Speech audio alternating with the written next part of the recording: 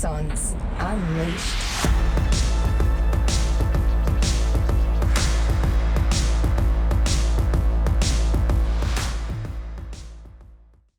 As ADF members and veterans, we see the world differently. In a world that tolerates and accepts subpar performance, understandably, we demand more. With over 100 years of military service across all three services inside the wire at Axon, this podcast will give you access to Australia's most successful veterans and thought leaders in the elite performance and property space. Join myself, Tamara, Dan and Dane as we uncover the untold truths of what it really takes to successfully transition from the ADF, how to build a multi-million-dollar property portfolio, how to start a business as a veteran entrepreneur, and how to communicate more effectively with your partner, whilst optimising the personal performance of every aspect of your life. As a veteran that served personally over 24 years in the military, I'm Robbie Turner. I'm the CEO and founder of Axon Property Group. Welcome to Axons Unleashed. G'day everyone, my name's Robbie. I'm joined here with Tamara and Dane and Dan. We're from Axon Property and welcome to our podcast called Axons Unleashed. How's everyone this morning? Pumped up. Good morning. It's right. Dane's birthday today. Oh, yes. Happy birthday. What are we Getting older, mate, 36. Late February 2021, 36. I look you are 26. catching me. You are catching me, mate. You're I'm 1 on year you. closer. Won't be long. The percentage basis is shrinking every single time. Hey, welcome to episode 8. Today we're going to be talking about something which is really forms the basis and the heart and soul of what Axon Property Group's all about, is the Commando approach to property investing. So for those that don't know, I spent my last 11 and a half, 12 years as a Commando officer. I guess like how can I now transition what I was taught, what I learnt, what I experienced into making sure that this business can now operate at that absolute highest, dare I call it, elite level. So the Commando approach to property investing. So Dane, just quickly over to you. What did you think about that tagline when you first sort of come across it? Obviously I wasn't a commando, far from that. That's all right, but that's the reason. Couch commando. That's the reason why I'm asking you, mate. I guess for me, like I like that it definitely had a relationship straight to defence with it, but in the end, everything is planning. Like if you don't fucking plan well, you're going to fuck it up. Yeah, pretty much. I like it. It's broke down to a lot of micro steps there, but there's a lot of elements to it. 7 seconds in and we've got an F-bomb on. Yeah, this is not a PG. And it wasn't me for a change. I take that back. Yeah. And it's fundamental, and that's the nucleus when we talk about the strategy. There is like planning is everything. If you don't have a plan in place, you'll find yourself in something and you'll go, how the fuck did I get over here? Yeah. Like, something you can't afford, or you're in a position where, it's unviable. So that's why I liked it, man. I liked it. We all know about the 6 Ps. Prior preparation prevents piss poor performance. So that's certainly about PBAD. Tell them. Plan, brief, execute, debrief. Right. Mate, is that an Air Force That's thing? a Raffy one. Oh, right. Yeah, right. Yeah. Plan, See, you've all brief, got your own execute, little debrief. acronyms. No wonder we can't keep up. I mean, we've got a glossary going in the office now for us civvies that don't sort of understand a lot of the lingo. Even a few times we'll be in a meeting and I'll be like, what's IoT again? Just get the glossary out. What about for you, like Tam, you just brought it up, like for the civvies out there, like when you were sitting down with Robbie in the couch and you're like, let's learn to create our business here, and you're like, we're going to call it the Commando approach to property. Like, what did you think? I love it. I love that tagline. And, employing defence members is something that we are hugely passionate about, not only for the benefit of, not the benefit, but the supporting of veteran mental health, for giving people purpose after defence, for the wider sort of community that we're trying to achieve. But also it's kind of a bit selfish, but we love hiring veterans because they're bloody awesome as employees. They're great at planning. They're absolutely great at getting shit done. They're great team members, but they can also work on their own. They're great at leadership. They just get their hands dirty, get stuck into things. If you give them a project, like, they really take it on and just make it happen. And that is something that, as much as I love our civvy staff just as much, but it is a unique quality that you don't have to sort of train that high achieving, high performance sort of attitude because they already are that. Yep. Yeah, So, and go for it. it's just for anyone out there that is keen to sort of look at employing veterans, I'm all for it, and I will highly support that. There's so many people out there that are trying to help veterans get into the workforce after defence because, you know, people have lost their way a lot of the time when they get out, especially if it's not by their own choice. And yeah, finding a purpose and a passion again after defence, it can be a struggle for a lot of people. Yeah. So sort of just grabbed a whole lot of things that I learnt from being in SOCOM. I'm like, right, what does a special forces person look like? So they're carefully selected, they're trained well, they're equipped very well, and they're led well. So I guess that's the sort of the four things there. So I guess just to sort of wrap around what we're going to talk about today, like the Commando approach to property investing is all about having the best team members, giving that elite training, giving the best leadership, or half decent leadership, if I may, equipping them well with all the tools and techniques and skills that they need, but also then working with great supporting organisations. So I guess we're just going to delve into all those a little bit today. Absolutely. So Dan, you've been with us the longest from a leadership and teamwork perspective. How are you sort of feeling by having veterans come into the business and then being able to then just provide them direction and guidance on stuff and just know that you can effectively give them the rope to then go and do stuff? Yeah, well, I mean, Tammy sort of spoke about the different language that we have anyway in the military, and then when people come in into Axon, we're talking to them about, okay, what's the next step to take? We've got all this joint language that exists behind it anyway. So even if they don't understand what we're trying to do from a civilian speak perspective, we can always flip it on its head and be like, hey, when you used to do this type of activity, like a planning activity, for example, and I'll be like, well, we're just doing this bit, but in civilian speak, it's called this, and in military speak, it was called this. Well, Same I even activity. had to Google what a sync matrix was. It's a Gantt chart, I was like, yes. what are you guys talking about? And then I Google it, and it comes up as a Gantt chart. I'm like, oh, you mean a Gantt chart? You guys are like, what's that? We both learnt something that day. I'd never heard of a Gantt chart. You'd never heard of a sync matrix. And I'm like, well, there you go. Yeah.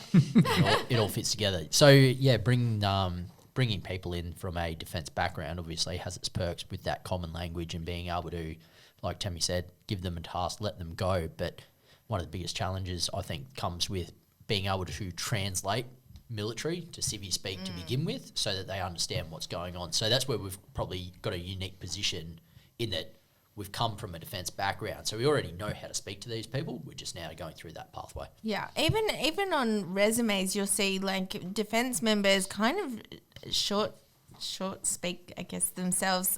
themselves on the qualities that they have. Like the stuff that you guys learn in defence is huge in the civilian world. The transferable skills in that sense. Sure, your actual job title might not be transferable, especially if you're, dropping bombs or whatever whatever job you were doing in defense like that.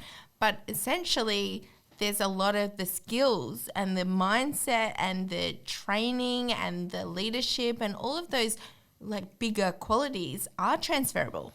Yeah, I love it that I can just provide someone some direction and guidance and know they're going to follow it to the letter of the law. And if they don't, they'll come back and ask questions, and then they'll get it done by the time we need to get it done. Mm-hmm. So yeah, it's really, really reassuring from that sort of perspective. And I guess one of my little sort of taglines is, Axon, we run the business in the sergeant's mess from the Reggie ops room. Now, having spent half my career as an OR and the other half, as an officer, I can sort of relate to what that looks like. But it's super relaxed. We pull the piss out of each other. You got to have fucking thick skin to work here. But when we need to go head down, bum up, and get shit done, it's all hands to the wheel and away we go. So have you felt like that, Dane? You might not have even heard me sort of say that saying before, but it's super relaxed and very easygoing, but when we need to get stuff done and there's a time-sensitive activity that needs to occur, you drop everything and crack on. I think the work tempo is high, and if you don't have that bit where we talk about thick skin and defence always has you can never fake being defence.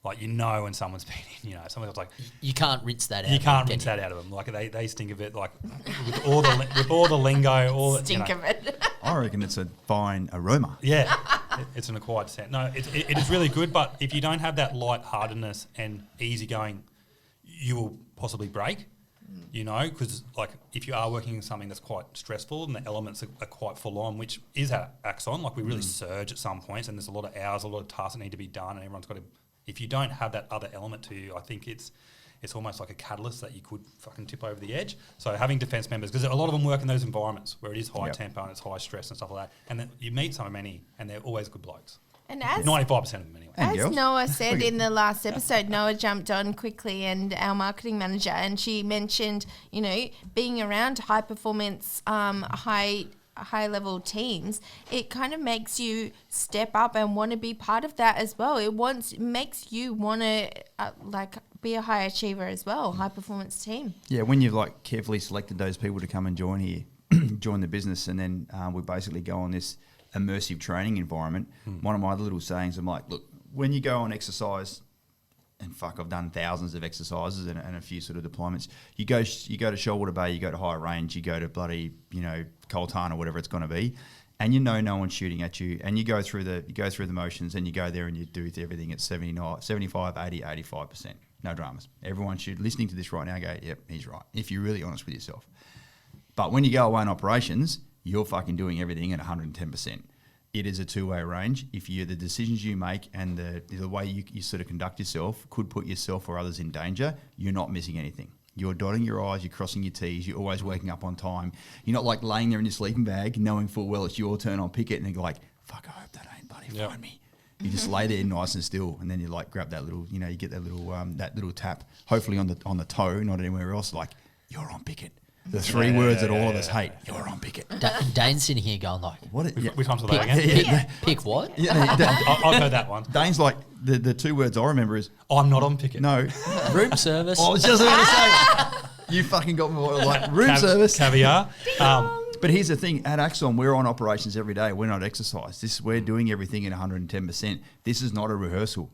The strategies, the conversations, the properties we find, the cash flow analysis, the people that we introduce our clients to, it's all real. This is not a drill. So I guess, you know, I love having that sort of culture.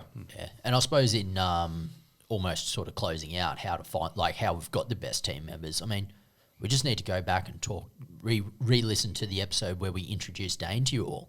And we said, hey, Dane, we think that you might be a good fit to come here and join us at Axon. And I think the best way of describing it is, I think we went on 5 dates before you even got a job offer. Yep. Yeah, you wondered if it was in the friend zone. But you were completely unknown to us. But, you know, the other guys that have since joined us and some of the girls, they were like known knowns. So they sort of came inside the wire a little bit. But, we're very careful and selective with you. Yeah, and you pivoted your selection after me as well, right? I remember you saying, like...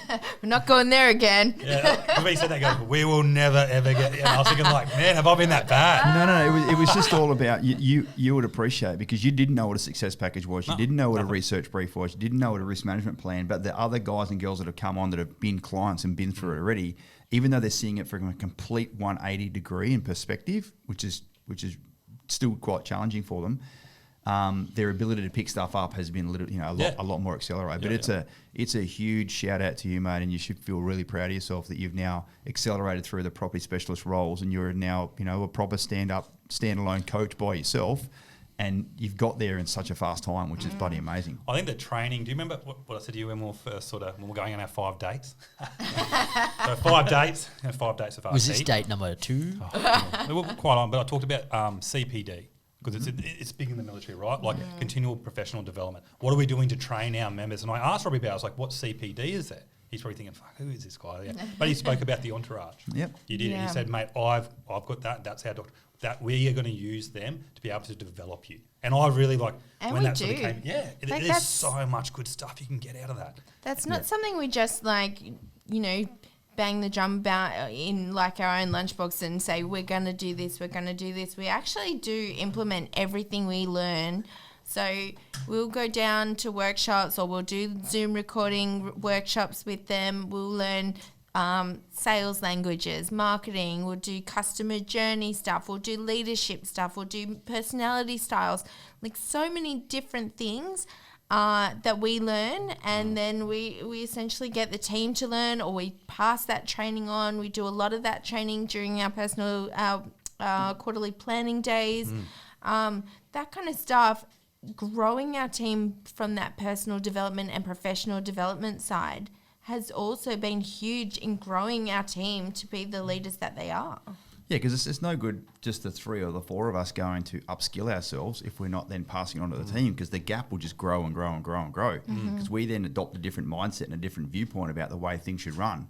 And the team are like, why the fuck are they doing it that way? I thought we were doing it this way back. So we've got to we've got to allow everyone else to rise and bubble up as well, which is really cool. But noting who we have hired, they absolutely excel when it comes to that. They love learning. You know, we just did some Simon Sinek work with the team at the last quarter. That was fantastic. Like everyone just really embraced it. And now I see, you know, Jane's following him on Facebook and often shares some of his posts, or you know, they'll copy a video link and post it in our team chats and things like that. Just really, you know, growing as a person, making it readily available was good too. Like, you know, we've got recordings and stuff you can go on, you can watch sessions from that. And I think, wasn't the last one before where we had a blanket, it was like 2 days with them and they were covering all these different things. And we could say, hey, I want to work on this more. And it's a bit of self-reflection as well. For someone who goes like, oh, you know, my terminology is not that great and I sort of struggle a little bit with public speaking or whatever it is, able to identify that within and go, hey, when this does come up next time around, I want to do A, B and C. Push it up and say, is that cool? And you're like, yeah, man, because we want to make sure that they are developing and they will know. Like, everyone knows where they're shit at. Like, I think anyway. Like, deep down, you know, you might be able to be fake it, make it, or whatever you're trying to do, but in the end, it will bubble out. So being able to self-identify that and go, hey, these are the things I want to be better at, and going forth and being able to get it. My list is long and distinguished. Me too. Me too. One of those key events that really stands out for me from an elite training perspective is when we brought the great Pete Lakovich, and there's a quick shout out to you, mate, across to actually sit in the room with the team. He is incredible. For anyone that hasn't seen his stuff, go follow him. He is amazing at all things sales, selling, language. Understanding that why humans want to pay for a service or buy something without feeling as if they're being sold to. It's phenomenal. There's something completely underlying about all of Pete's stuff that it goes to, and it actually resonates with me more as a parent than it does in my role at Axon. Because literally everything that he speaks about comes from the forming of ideas and options and putting people in power from a very young age. So, like, it comes down to the simple things like, hi, James, you're having a bath. Do you want your red toothbrush or your green toothbrush tonight? And he goes, I'll have my green toothbrush. And all of a sudden, there's no fights about bath. There's no fights about brushing your teeth. There's nothing like that, because he's just been given the options of what he is going to do anyway. And you get the best of both worlds. Yeah. So it's not just about, I suppose, the professional sense of this, but this is just a better way of communicating with other people from a baseline perspective. And it's also the underlying thing is you're only coming from a place that if you can help someone, you can help them be better. You're not pushing something down their throat that they don't want. Like, and James knows he has to brush his teeth every night, and it's good for him. So it's like, it's going to happen. Green toothbrush or red toothbrush. For those that don't know, James is Dan's like 3-year-old son. He's getting there. Yeah. Man of the house. I was sitting there thinking, does he really know he has to brush his teeth and that it's a good thing for him? Probably not. No, but you know it's but good you know for him, what? so he you're still happy does it. Sometimes. At least 50% of the time anyway. But that's a pass mark. A lot of our clients are like, do I really need to buy this property? Do I really need to put a strategy together? But because we know and we believe it's the best thing for them, we're like, this is what now needs to happen, and we coach and guide and mentor them along the way. Yep. So that's good. Right, awesome. And I suppose from that perspective, mate, when you're coaching, guiding, mentoring and leading people along their journey, that's kind of becomes demonstrative of the fact that we need to have the best leadership not only inside the business, but for every single person that works on our team also needs to be an internal leader, right, for our clients. Yeah, it's amazing. I mean, our job as the leaders of this business is to serve those underneath us, and our job is to grow more leaders. Like enable those people beneath us to sort of feel like they can do stuff by themselves and have autonomy and have that intrinsic motivation to to achieve what other extrinsic goals they sort of want. I think one of my first squadrons. So you take a lot of leadership. Well, the three of us will know that when you're going to becoming an officer, it's leadership centric everything. And when I get out to my first squadron, I was saying something about doing my job, and my CS said, "It's not your job. You're there to make sure they can do their job." Right, so you're in a position where you're enabling your troops to be able to do their thing. So I'm their talking head. Like they need this, they need these resources, this time, all that sort of stuff. So I find like leadership is about extending. You're their extension arm. Realistically, you're able to go up and fight for them and so on and so forth. But I think the other thing with leadership too is when you're guiding people and when people are going to that, like we're not talking about buying a pair of shoes, right? They're investing in their future. They're about to commit a large amount of money. But in the end, we know it's for the good of them. And the big picture is, like, we want them to have a comfortable retirement in the back end. Yep. And I always say to you, Dan, I'm like, mate, they're 20 metres down the road before anybody else because they've got rental assistance, they get government subsidies and so on and so forth. They're not getting that to go down and go and buy shares or anything like that. They're getting that in the residential housing market. So it's a no-brainer. And I think if you, like, I believe in that concept for them wholeheartedly, that they'll be able to have a comfortable retirement by following that mantra. And I guess a lot of people is, because it's foreign to them, they're scared. So if you're there and you're able to guide them, they can lean on you, all that sort of stuff. You're there to lead them through there, because it's a bit nerve-wracking. Yeah, and you get so passionate about it, mate. I almost have a wry smile on my face every time when you're talking to someone and they don't get it or they're going to go down a different pathway and you're almost dumbfounded. You're like, what are you going to do, mate? What else are you going to do? Yeah. Like, how can you not do something? You must do something to improve your future. Oh, right? I'm always like, fuck, tell me, man, I'll do it too if you got something better going on. Because I honestly, like, I reflect over a lot of different asset classes and I can't see one being better for you. Yeah. So... Not that that's advice. We always go back to our, we do deal with some just my incredible, specialists in their own space. So financial advisors, mortgage brokers, the people that are giving that actual advice. And that kind of leads me to that. We do work with, and that's something like defence as well. We work with, amazing team and amazing, like not just our internal team, but... Our strategically aligned partners as well. That's right. Let's talk about the skin in the game concept, because really we sort of come up with that. I'm like, when you got skin in the game, you're there, you're playing the game. Like you got the wins and losses, and you ride with the highs and lows, etc. And a little pop mic out the way.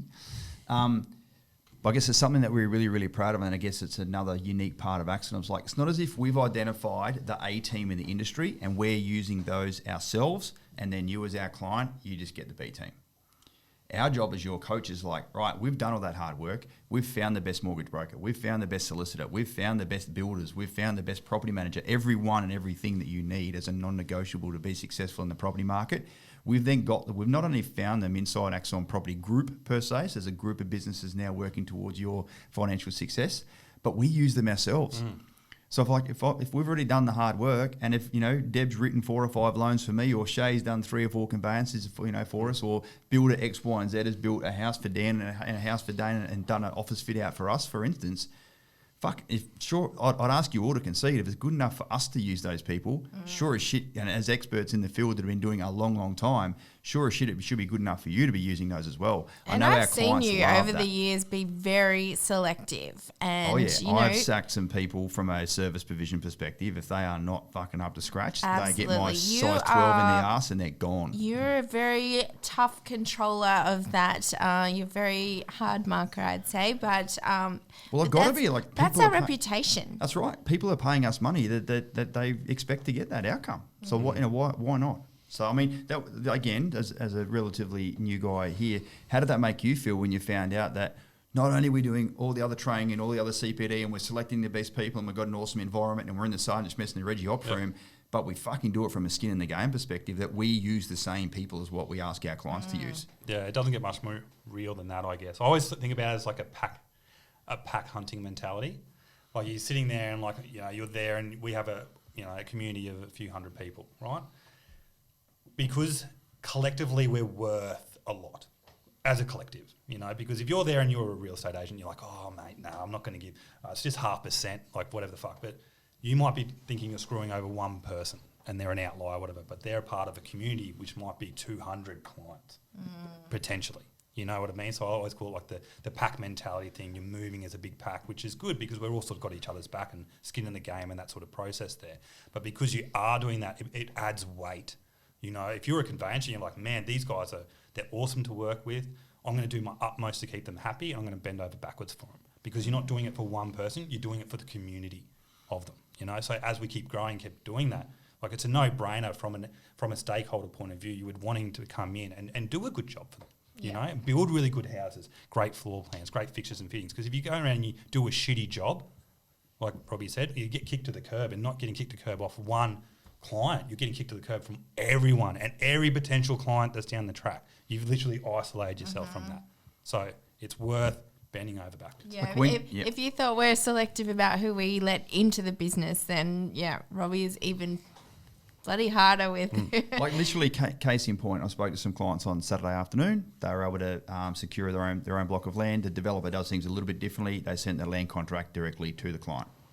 They're like, hey, we've got this land contract. I thought the solicitor's going to review it for us before we sign it. I said, no worries, just send it across to the solicitor. All 22 fucking attachments, by the way.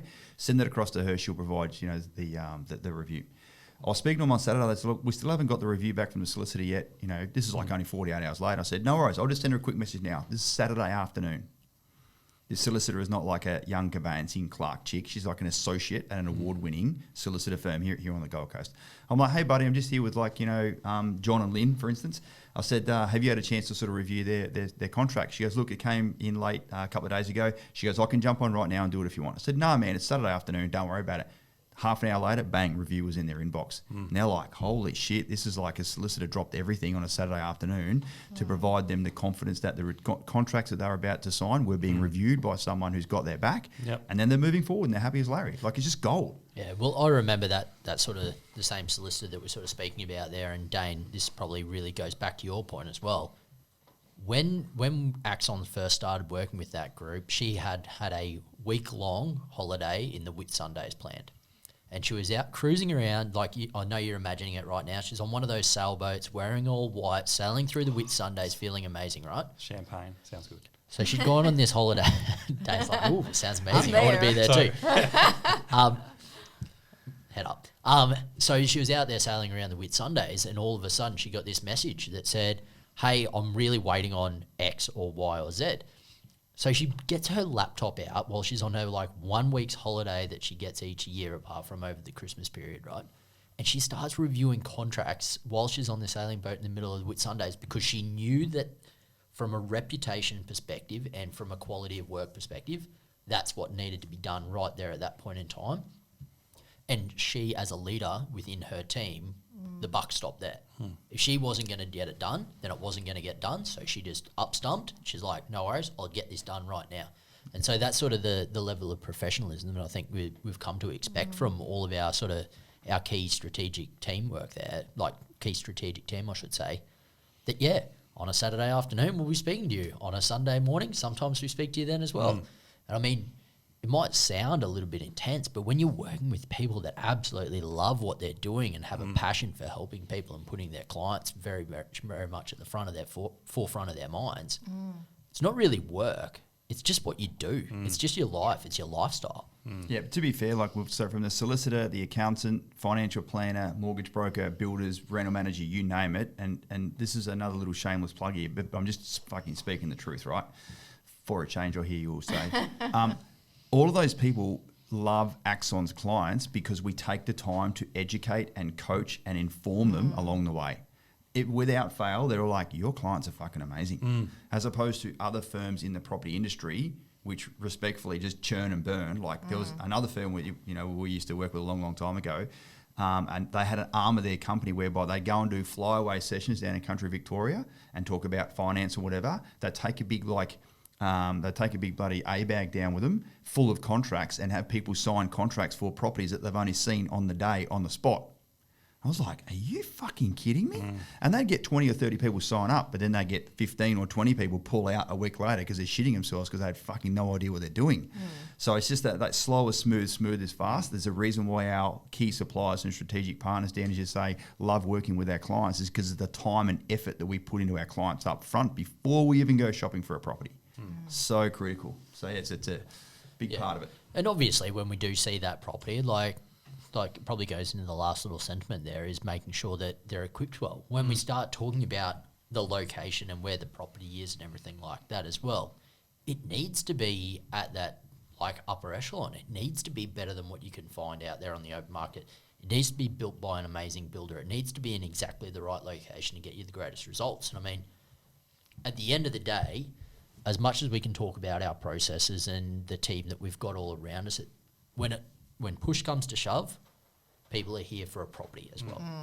That's the asset. That's the asset that they get at the end of the day. Yeah. And I mean, it all comes down to it. When we start talking about the skin in the game again, the latest property that I bought is 4 houses away. It's literally on the same street as one of my clients. Yeah, and they bought there because you bought there. Right at the same Because time. you work in the industry as a professional, and if it's good enough for you, damn sure it's going to be good enough for them. Yeah. Noting everyone's on their own journey, and luckily they're in a very buoyant financial position like you are, Dan. So it's not a fit for everybody, but that's the concept remains true. It matters not. So yeah, it's making sure you And still that is true with like every client is doing something totally different. Like people can always say to us, especially on the Wednesday Q&As, saying, where should I invest? Where should I invest? Where's the number one Where's the location in number Australia? one- just tell us, boys. Come Tell on. us the number one place for capital growth.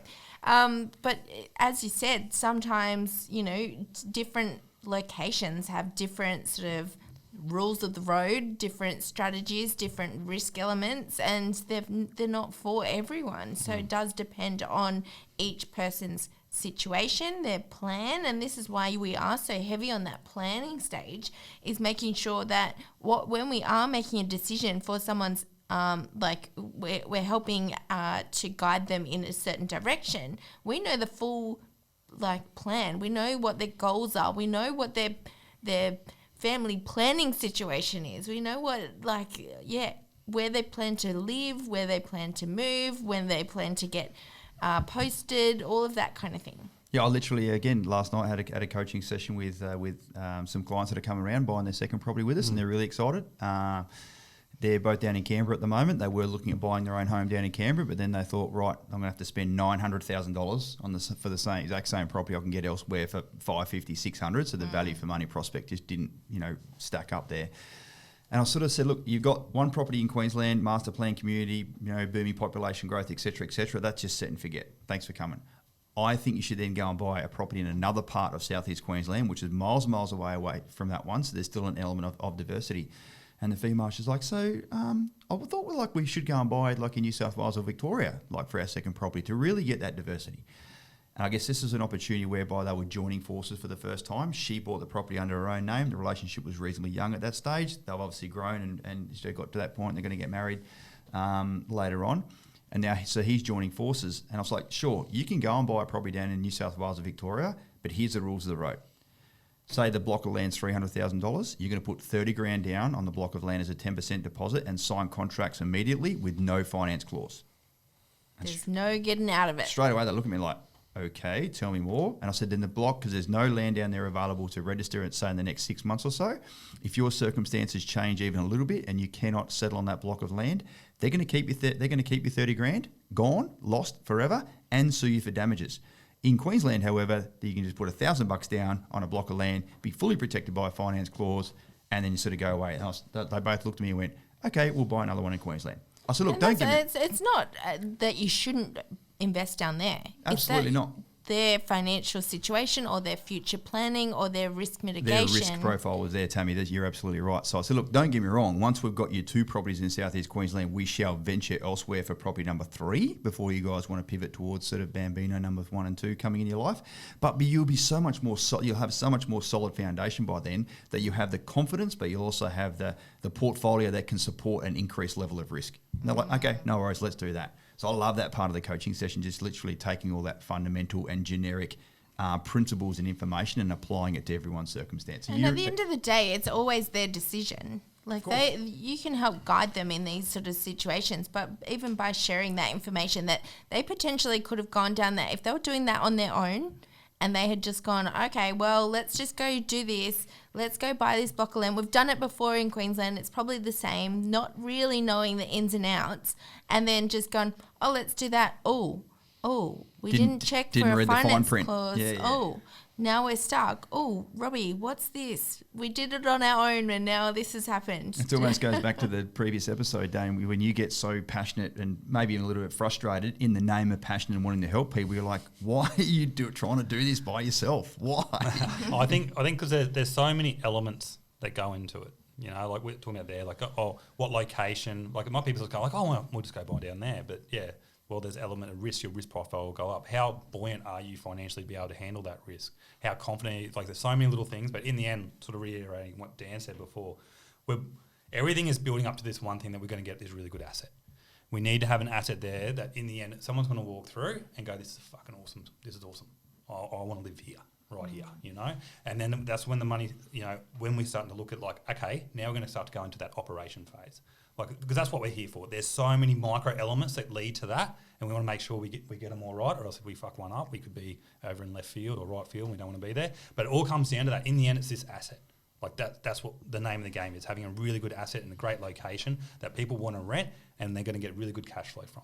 And they're going to be able to leverage from that into whatever they want to do next, you know? But the only way they can do that is by having the right financial structure in place, because good property investors don't just buy houses or property, they buy time by having the right financial structure, because otherwise that operation phase is going to be extremely short. Because if you had to sell that property, you kill the goose that lays the golden eggs and you never buy another one after that. Because I always have that three. So I always say, every time I coach, I always say that there's three elements we'll always be looking at here. One's going to be your property, the other is going to be time, and the other will be finance. All three of those will meet at certain points, and that's when we're pulling the trigger. They need each other. I don't care if you turn around and say, oh, well, we will do this. Mate, if your finances are not in check, or if it's not the right time, the bank's not giving you any money, or that property is a dud, they all need each other. They need to marry up together to get you guys the best situation. And it all revolves around your strategy. And all it revolves around strategy, timeline, sync Planning. matrix, decision points, you name it. Once you get that right, you fucking world is your oyster and away you go. Yep. Absolutely. What do you reckon, mate? Wrap us up. Yeah, absolutely. Well, I mean, that strategy that we just spoke about there is right at the nucleus of what is the Commando approach to property from that perspective. And I mean, for me, I think that one of the resonating themes that we've spoken about is the professionalism of all of those around us and their ability to really exceed expectations. Yeah. So making sure that it's not just like, hey, as you sort of put forward, Tammy, hey, I've tried to have a crack at this myself and I've got a mediocre result. It's like, no, I'm going to get the professionals on my side so that I get an above average result and give myself the very, very best chance of success from that perspective. No-brainer. Yeah, top stuff. All right, what a cracker little episode. That was like a little rapid fire stuff. We went on a few little tangents there, but yeah, hopefully you guys have got a little insight now into what the Commando approach to property investing is all about. All right, thanks Dan, thanks Tammy, thanks Dane. Bye. See you Bye. next time. Later. Thanks. Bye. Hey, thanks for tuning into today's podcast. If you enjoyed listening, make sure you give us a 5-star rating, hit subscribe so you'll be first in line to get it in your inbox every week on a Tuesday. Whilst you're at it, open up your favourite social media app, be that Facebook, Instagram, LinkedIn and YouTube, and connect with Axon Property Group. This is where you'll see us every day sharing the secrets of creating multi-million-dollar property portfolios and performing to the highest levels of your life. You'll get exclusive behind-the-scenes access to what it really takes to build a life that you love. You'll also discover how to secure your financial future as an ADF member or veteran, and I assure you your future self will love you for it. Thanks again for listening, and that's a wrap.